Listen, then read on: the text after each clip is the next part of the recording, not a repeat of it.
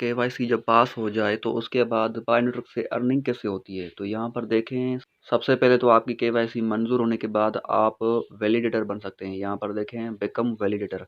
Validator बनने के बाद आप कैसे अर्निंग कर सकते हैं। जैसे ही आप वैलिडेटर बनेंगे तो जो लोग केवाईसी के लिए अप्लाई करेंगे और पाई नेटवर्क की टीम आपसे पूछेगी कि ये बंदा जेन्युइन है या नहीं, तो दूसरों की केवाईसी को आप पास करेंगे, मंजूर करेंगे, तो आपको एक पाई मिलेगा और वो पाई आप बाद में किसी को भेजकर या सेल करके आप पैसे कमा सकते हैं। और केवाईसी पास होने के बाद कुछ और भी काम आपको करने बाकी रहते हैं, जिसके बाद ही आप अपने पाई को ट्रांसफ़र कर सकते हैं। यहाँ पर देखें, आप पाई बैलेंस की डिटेल्स जान सकते हैं कि कितने आप ट्रांसफ़र कर सकते हैं, कितने नहीं कर सकते। यहाँ पर देखें, ये अनवेरिफाइड है, ये जितना भी पोर्शन है मेरा अनवेरिफाइड है। जिन लोगों ने मेरा इन्विटेशन कोड यूज़ किया है और वो माइनिंग करते हैं, तो उनके हिसाब से मुझे थोड़ी बहुत उसकी माइनिंग का हिस्सा मिलता है। यहाँ पर देखें, तो जब तक वो लोग वेरीफ़ाई नहीं करेंगे अपने अकाउंट को, तब तक ये मैं किसी को भेज नहीं सकता।